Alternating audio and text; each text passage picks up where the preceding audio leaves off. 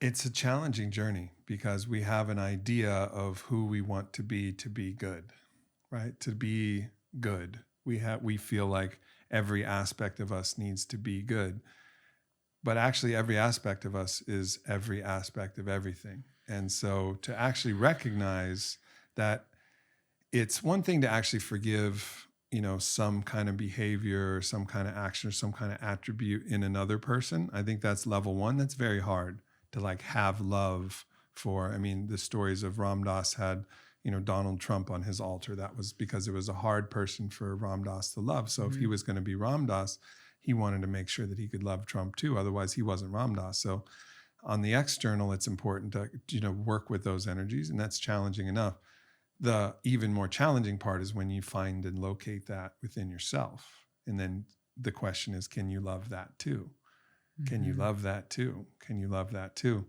And it's a process that takes courage, and it also takes a different understanding about what it means to actually be good, right? It's like, I think Star Wars does a good job of depicting that every Jedi could become a Sith, like the dark force and the light side of the force. They're all available. This is what I'm preaching to my son all the time because he's 4.5, right? And so it's like good guys, bad guys, good guys, bad guys. And every time I'm like, everyone has good and bad inside of them. We all do good and bad things. And he's like, Mom, shut up. Good guys, bad guys. I'm like, okay, this is just part of his evolution and I just have to relax. Right. But it's like, he's reading the story of our time. This is the old story. There's good and there's bad, and bad is outside, good is inside. And this is bad is the other, good is me. You define yourself based upon what's bad about the other, which makes what you are good. This is the division and polarity that we've experienced, particularly over the last 3 years. And it's always been there. So he's actually accurately reading what the Toltecs would call the mitote, which is the collective consciousness. The mitote means marketplace.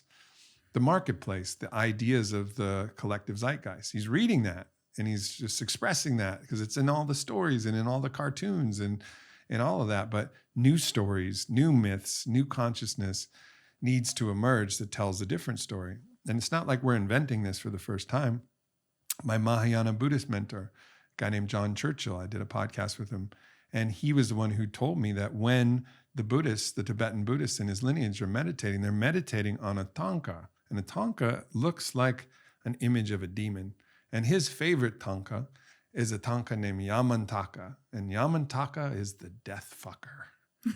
And death fucker has a raging erection. He's like a buffalo man. He's like this wild beast. And what they're doing is they're evoking that energy, the power of that dark masculine energy. And they're bringing that, drawing that in, and then synthesizing that and transmuting that into their full life force energy.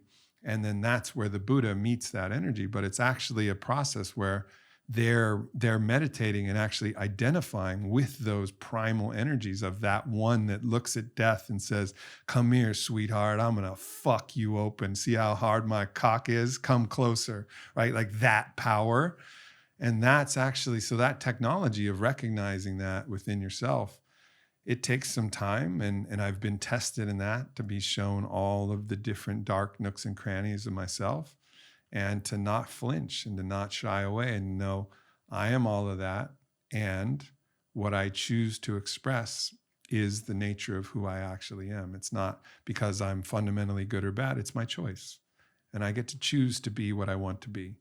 And, it's very difficult to actually choose to be a Sith, because you have to keep a wall of delusion up, that the delusion being that you are not me living a different life, right? Like you have to justify or degrade or dehumanize the other. Someone else that you're hurting. Someone else that you're hurting. You have to play that game. So it's actually a little bit more difficult to play that side, but that's why I think good always wins, right? Because it doesn't require delusion, because it's grounded in truth. So all of those stories, like, good always wins in the end.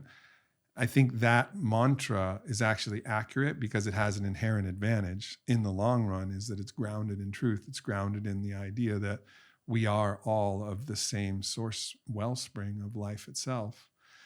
But for me, just understanding that my choice to express how I want to express is enough. And it's not because I'm not bad. It's because I'm choosing to act in this way, bound by the values and truth and the love that I actually feel.